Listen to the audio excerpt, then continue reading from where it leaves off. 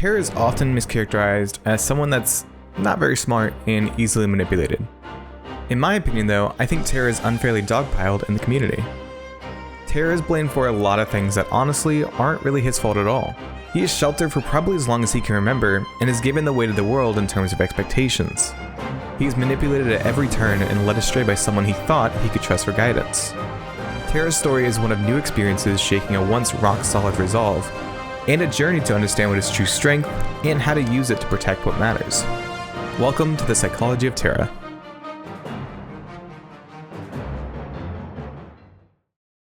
Hi, I'm Bio-Roxas, and you might know me for my deep dives into mechanics and animations that make Kingdom Hearts look and feel good. Recently though, I've been using my IRL experience in clinical mental health counseling to dive into the psychology of characters to help people understand why it is that they resonate with a character so much.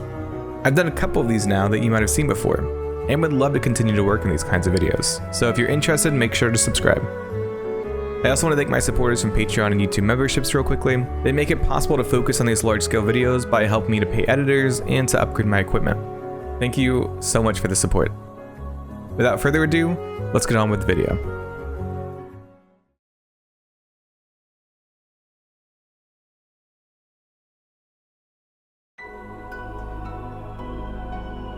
Terra is introduced as a kind of older brother figure, talking in vague ways to Ventus and not explaining himself further.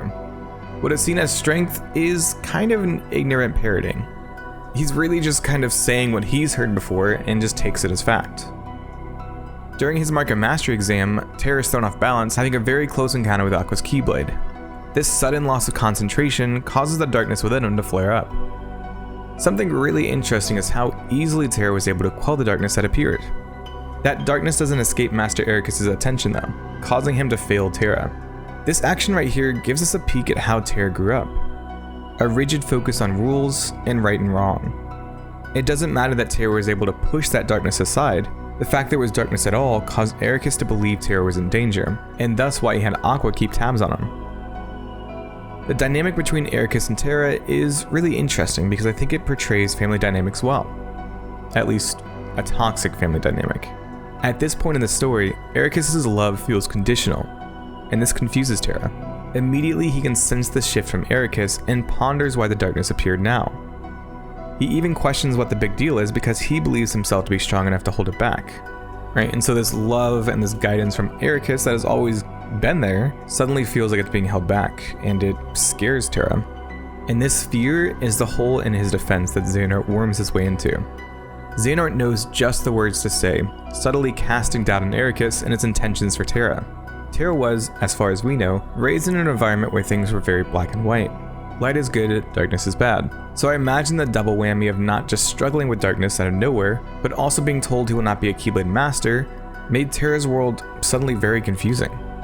And Xehanort can see this, taking advantage of Terra's confusion and offering to help him navigate his next steps forward. See, with how Terra's upbringing went, it left him ignorant.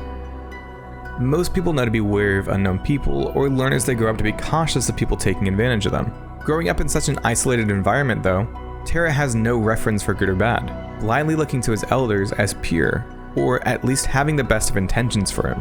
So coupling how understanding Xehanort is of Terra's issues with darkness, and also Xehanort being a Keyblade master, it really shouldn't be a surprise that Terra was so trusting. You can even see it in this first interaction. Terra is completely confused. He had done everything right.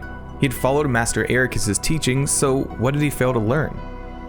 And the simplest answer from Xehanort changes Terra's path forever. You're fine as you are. Darkness cannot be destroyed. It can only be channeled. Yes. Thank you, Master.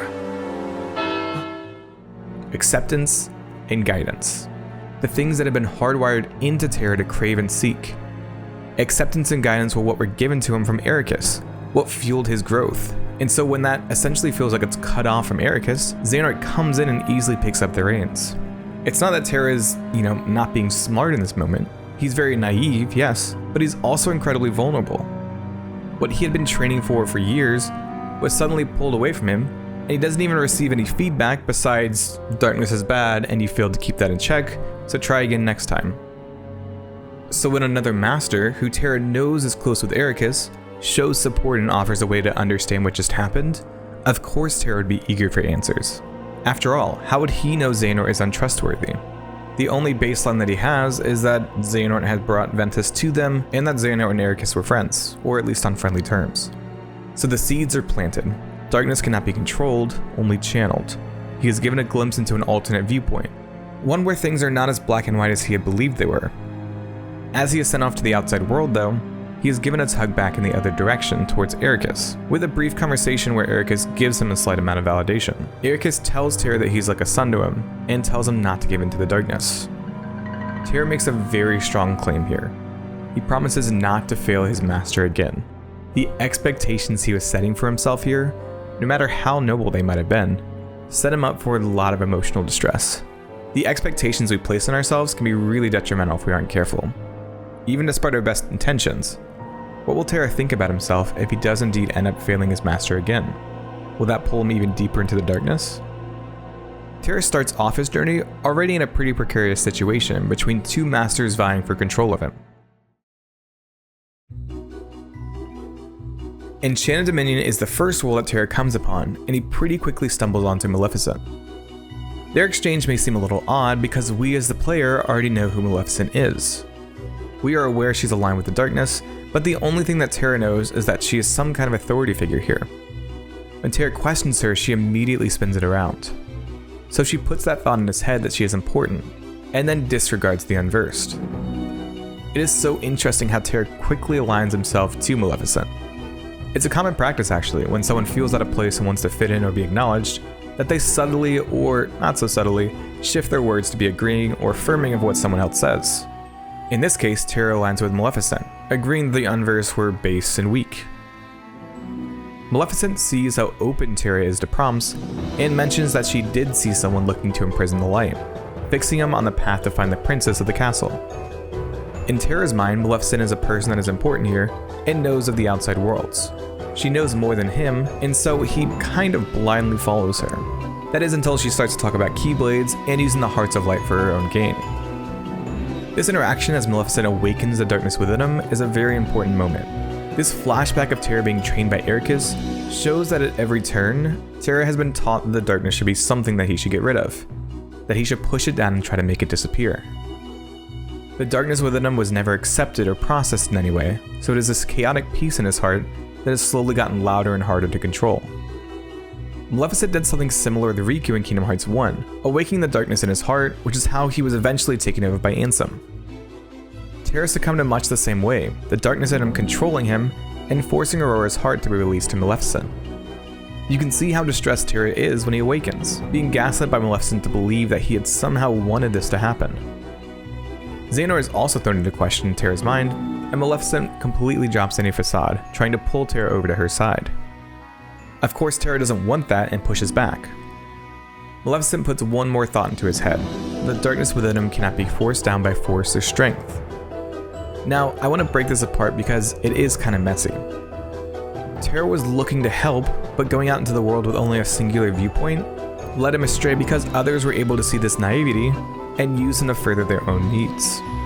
Maleficent had more knowledge, made Terra feel powerless, and was able to manipulate him into doing her bidding. We've already known from Kingdom Hearts 1 that Maleficent is unreliable in how she shares information, only telling people what they want to hear in order to get what she needs. In getting what she needed though, she undermines Terra's resolve. He blames himself for his lack of resolve and for his weakness.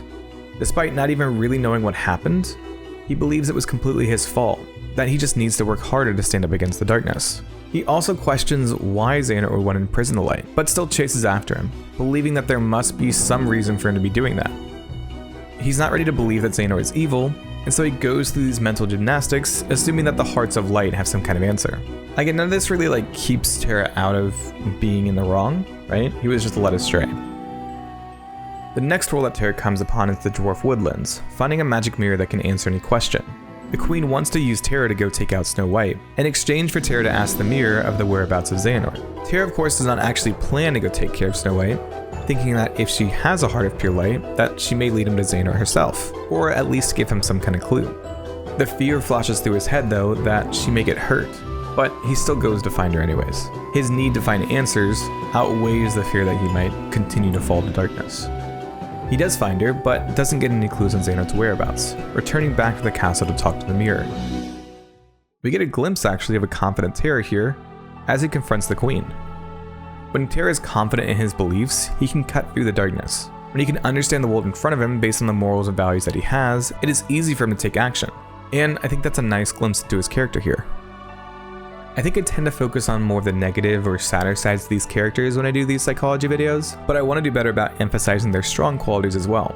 Terra is very driven and steadfast when he has a direction and a clear goal. He does embody his namesake quite well when he knows what to do. The weakness comes from looking for other people to guide him when his heart is wavering. But when he is confident, he can stand on his own and can even be a guide for others, as ironic as that might seem right now. Anyways, I wanted to make that brief aside because, like I said, sometimes I focus too much on the detrimental side without balancing it out the other way. Let's move to the next world. When he meets Cinderella, he gives some advice about the strength of heart being able to carry you through the hardest of trials, echoing the sentiments he has been holding on to since his journey began. He gets some correction on his beliefs with the fairy godmother though. Similarly to how Aqua had stringent beliefs that were challenged a bit by the fairy godmother, Terra has a similar experience where his beliefs about the strength of heart are challenged. Terra believes that he just needs to try harder, but he never considered having faith in those beliefs. Hope can be a really powerful thing, and can encourage you to keep pushing when all seems lost. It's a belief in something outside of yourself to keep moving forward. He gets to see both the strength of will and hope in Cinderella when he protects her. This is the first world where Terra isn't immediately taken advantage of by the darkness, and I think Terra really shines here. He is a guide for Cinderella, offering her support, but also is able to learn something about himself because of the fairy godmother. He is also seen to act quickly with good judgment, chasing down the unversed and dealing with it the second he catches wind of something amiss. When Terra and Aqua meet, there's some awkwardness between them, but Terra opens up to her, sharing what he has learned about dreams and believing. Highlighting another strong point is his respectfulness when talking with Master Yen Sid. Terra is not rash or agitated when discussing his concerns over Xehanort. He is looking for a likely answer, still believing that Xehanort and the Unversed are not connected. This is where things start to shift though. Terra confronts Xehanort trying to understand what he had seen in the worlds that Xehanort had visited. Again, he sees Xehanort as a friend and comrade of Ericus, having an almost blind faith and trust in him. That gets shifted over to Xehanort. He still wants to give Xehanort the benefit of the doubt because he is a Keyblade master and trusted by Ericus. Xehanort here is manipulatively honest, using truths to keep Terra in the dark essentially. Xehanort tells him of the darkness he unleashed from Ventus and acts as if he was upset by it, only taking the hearts of light to protect them. And this makes sense honestly. Xehanort was not this evil mastermind in Terra's eyes. Xehanort brought Ven to the land of departure for safety. So Terra already sees Xehanort in a good light. We all have schemas or worldviews that we very much like to stick to. Kind of like a core belief that we have about ourselves and the world around us. It's this internal structure of how we think everything works. When we get new information, we don't immediately reject our previous ideas in favor of that new info. Rather, we try to make that new info fit into how we think the world works. If we have a belief that a friend loves us and would never want to hurt us, the first time that we are hurt by them, we don't automatically think they're out to get us, right? We think, ah, man, that hurt. They probably didn't mean that, or maybe they just accidentally hurt me. It isn't until it becomes a consistent pattern that one might think, wait a second, maybe they don't have my best interests in mind. And even then, sometimes people want to believe that their friends still care about them despite all of the evidence. And that happens with peers, people on the same level as us in terms of age and maturity. When you put this through the lens of elders or adults, it has an entirely new layer of complexity. Like I've said before, Terra grew up in a very controlled, sheltered environment where he was taught to follow his master, who he believed has his best interest in mind. So it makes sense why his master's comrade would be held in the same light in Terra's eyes, and why he believes in Xehanort so readily. It's what he's been taught, it's what his core beliefs have been built on. Now as the player, we already know Xehanort's evil. We know he is set up as the big bad because we get to see things that Terra hasn't, so it's an irony that we have to watch play out. But all too often people boil this down to Terra's an idiot, he should know better, when really there's no evidence that he should. Okay, I'll get off my soapbox. Let's return to this conversation between Terra and Xehanort. Xehanort preys on Terra's insecurities, knowing just what to say to keep him from questioning too much. He keeps the focus on Vanitas, making Terra believe that the boy in the mask was an accident, born from Ventus, one that Xehanort lost control of. Xehanort then plays off of Terra's focus and need for strength. We as the player know that Xehanort is far more powerful than he is letting on, but to Terra, Xehanort is an old master, looking for help, which is everything that Terra wants to embody, a strong Keyblade master protecting others. Xehanort does a really good job here of not overinflating Terra's ego, but rather validating Terra's insecurity about being weak. Xehanort relies on Terra to deal with the darkness, instilling in him that the strength of heart is all he needs, and playing off that fear of the darkness separating him from his friends. Something I haven't really touched upon is this fear that Terra has, that if he falls to darkness, he'll lose his friends, and that he won't be able to protect them. And so Xehanort plays off of that fear, giving him direction and leading him to the City of Light, Radiant Garden. The second Terra arrives in this world, Xehanort's words are validated, as the unversed immediately appear. So already, some leftover concerns surrounding Xehanort's motives is being alleviated because he was right about the darkness creeping in on Radiant Garden. It validates Terra's belief that Xehanort has good intentions. This is a common theme of this world, as Terra keeps getting information that validates his feelings about Xehanort. He hears that Vanitas got close to Ventus, and in an effort to keep Ven safe, urges him to go home. Aqua questions Terra as he lets them know he is still fighting the darkness. His journey now mirrors Xehanort's in his eyes. He followed Xehanort seeing what he had done in the world before him, but found clarity and validation in his opinion that Xehanort was not doing anything wrong. So when Aqua questions him in a similar way, seeing the aftermath of Terra's actions, he becomes defensive, not feeling like he could trust those that were close to him. In his mind, he's doing right just like he saw Xehanort was doing right. And so this suspicion from Aqua kind of hurts him. This divide pushes Terra closer to Xehanort as he feels like only Xehanort can really understand what he is going through now. His strength is then once again validated when he rescues Xehanort from Brig. He can hardly believe that Xehanort could be captured, but he checks it out anyways, finding Xehanort in need of his help. This validation of defeating someone who bested a Keyblade Master only further ties Terra to Xehanort. As he follows the Master's guidance, turning his Keyblade on Brig, the darkness bursts forth. You can see Terra's fear as his darkness once more goes out of control. But rather than being shamed and chastised by Master Ericus, Xehanort is there, the one who constantly validates Terra and provides answers and guidance. Rather than his anger and hatred consuming him, he tells Terra that he channeled it. Terra still believes here though that he failed, because he succumbed to the darkness. But Xehanort provides another viewpoint as Terra falls into despair. Xehanort offers a belief that shifts the narrative. He puts Terra's beliefs into question because he casts Ericus' ideals about light and darkness into question.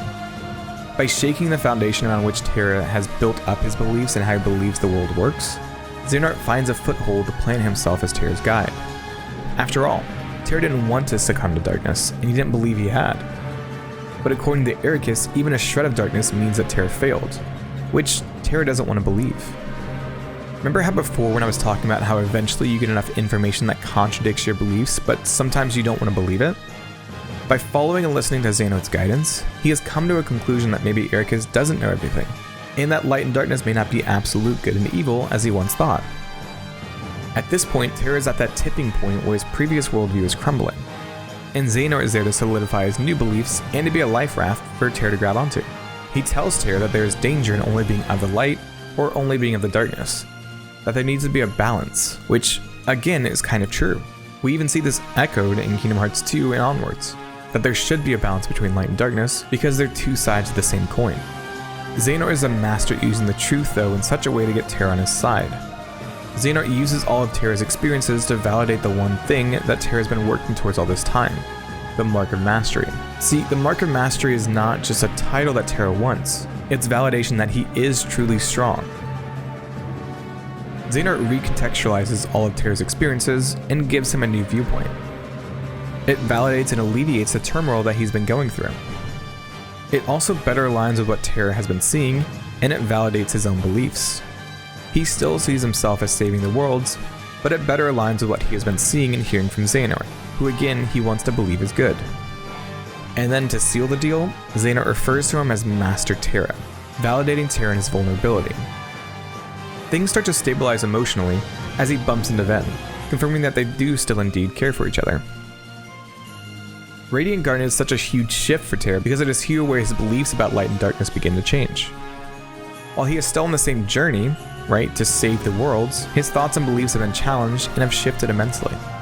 The world is no longer black and white, but a mix of twilight.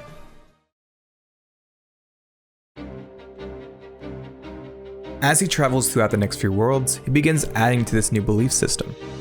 In Disneytown, he learns that he doesn't need to bend the rules to follow his own beliefs. That just because he sees the darkness doesn't mean that he has to dive into it. And this is in opposition to Ericus's beliefs, right? Since Ericus believes that any darkness automatically means you fall into it.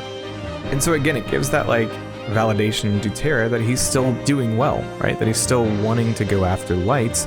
And even if there's a little bit of darkness that he has to deal with, that isn't the end all and be all of, his struggle with darkness. In the city of Thebes, Terra goes to the Colosseum to see how strong he really is. It shows that insecurity, that need to be strong enough to protect others. And Hades latches onto that. Hades immediately can pick up on the inner struggle that Terra has with his darkness. He makes a good point too. The more that Terra tries to run or ignore his darkness, it will just run him over. Hades, like all the others that have steered Terra wrong, filled that guidance role that Terra sought after. He tells Terra initial truths before twisting it to get what he wants. Hades dangles conquering the darkness in front of Terra, and of course Terra follows. A god appears before him, immediately identifying what Terra is struggling with. Why wouldn't he listen to that? We get a very telling moment right before Terra faces off against Zack. He is scared of the darkness. The reason he wants to conquer it is because he fears what may happen should the darkness take over. Despite following Xehanort, he still holds on to that fear instilled by Ericus. It keeps him closed off to being taken over, and he sees it firsthand with Zack. He sees the opposite side of letting the darkness in, which isn't a bad thing. He's able to support and relate to Zack, who is really embarrassed to have been taken over by the darkness. This interaction is so important to note. Terra has this idea that he has to work hard to become a hero, but it's actually his conviction, his actions that define him, and the people around him see that he is a hero, someone worth looking up to. Terra thinks that just because he struggled with darkness, that he is no good, that he is broken or that something's wrong with him, which honestly is pretty reinforced by Ericus and his reaction to Terra struggling with that darkness. But to have Zack react in this way and to hear those words that Terra looks like a hero probably means so much for him to hear. No matter what mistakes he makes, he can still have a positive impact on the people around him. In deep space, Terra resonates with Stitch and his destructiveness. He believes that Stitch feels isolated and alone because of the potential for that destructiveness. Terra understands that feeling quite well, being locked out of becoming a Keyleth Master because of the potential for darkness to take control of him. Terra's confused then when he finally does find Stitch and is told that he knows nothing other than destruction. Of course, we the player know that isn't the case, and Stitch even shows us here when he drops the Wayfinder instead of destroying it. I never actually thought much about the parallels between Terra and Stitch, but there are a lot of similarities here, where other guiding figures tell them what they are supposed to be, rather than giving them support to discover and work through who they want to be. Terra even does some of that discovery here when he realizes that maybe he doesn't know himself as well as he thought, since his heart was telling him he missed his friends, despite him thinking he wanted to be independent. Honestly, the parallels between Terra and Stitch are really fascinating, and I just want to give that space of even if it's not something that's verbally validated or even talked about in this sense, it is interesting how similar they are in just their experiences and how they're treated. Vend, Aqua, I'll find some way to make things right. In Neverland, Terra looks to deal with the boy after the light, and Captain Hook uses him to try and deal with Peter Pan. The story here isn't much in terms of things we didn't already know. Another case is someone taking advantage of Terra's helpful spirit. I do though really like how quick Terra is to accept that he was mistaken. Terra never means to have a negative impact on others, but when he finds out that that has happened, he quickly tries to make amends. Terra changes allegiance and follows his heart. In these last two worlds, Terra really starts to see how important it is to listen to his heart, and not be so stringent with logical thinking. Of course, only thinking with your heart is not helpful, but only thinking logically is not helpful either. Our emotions aren't bad things, they are indicators, and can be helpful in making a decision. This kind of comes to a head when Terra follows a warm light to the Destiny Islands. He meets Riku, having a conversation with the boy about the outside world, and how Riku thinks that somewhere out there is the strength to protect the things that matter.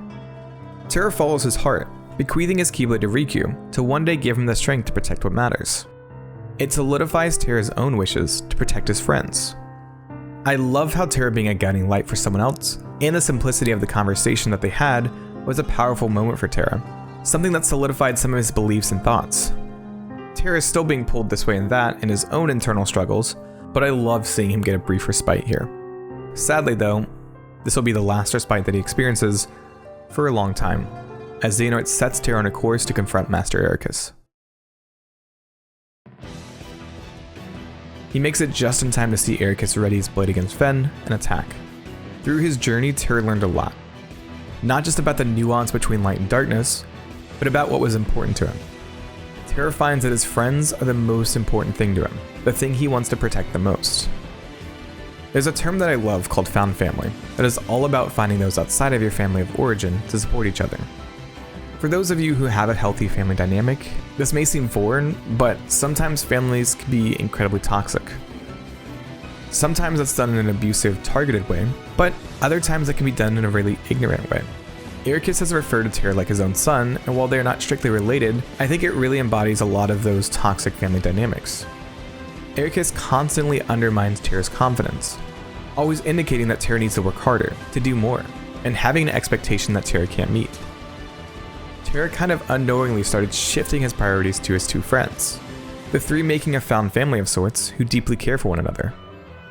Throughout this journey, they all finally got out of Ericus's controlling eye and were able to find themselves and grow a bit. So coming home, especially seeing Ericus raise his Keyblade against Ven, helped Terra to fully realize where his allegiance was. He saves Ven, fighting back against his master. In doing so, Terra unleashes the darkness in his heart, but not in the way that Xehanort or Ericus thought would happen. He harnesses the darkness in an effort to protect those he loves. For a brief moment, the darkness manifests for Terra as he follows his heart. There's a confidence here that we have seen before, when Terra acts on his own judgment and what he believes is right. The need to protect Ven helps him to use the power of darkness, not in a destructive way, but in a focused effort to keep him safe. As Ericus is pushed back though, Terra's resolve weakens. He pushed back on years of ingrained teaching on the darkness and how evil it is, but he still has ingrained in him that belief that darkness is something to be feared. Ericus expresses his remorse despite Terra still grappling with his own grief. And this could have been a really great moment, but Xehanort cuts it short. My own heart is darkness.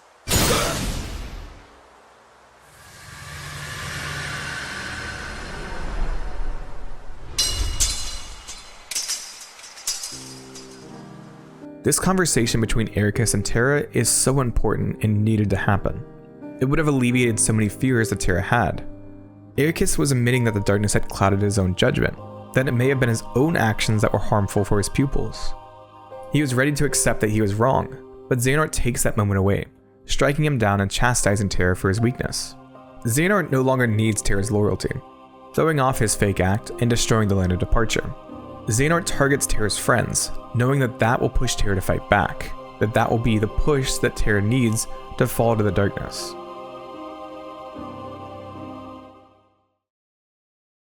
As Terra arrives in the Keyblade graveyard, his resolve has solidified. His friends are the most important thing to him, and he will do everything he can to protect them. Terra admits to his wrongs as he always does when Aqua inquires about Ericus's fate. When Aqua shares her fears about Terra falling astray again, he speaks to her by alleviating Ven's own fears, saying that he will always find a way. Xehanort though continues to try and stoke the flames of darkness in Terra's heart. He pushes on his bonds of his master and friends, pushing Terra deeper into the darkness. It overflows, finally realizing Xehanort's true purpose, to use the darkness in Terra to harbor his own heart. But that resolve, that will to protect what matters, lingers. Terra's will presses on, using the armor to keep fighting in order to regain his life back. That resolve, that need to protect his friends was so powerful that his mind stayed strong and tried to fight back. While he is unable to bring himself back, he rests, waiting patiently. I know it's a joke here that Terra is kept alive just through sheer anger, but it's deeper than that. It's more so his resolve, his resolute promise that he will set things right that sustains him here.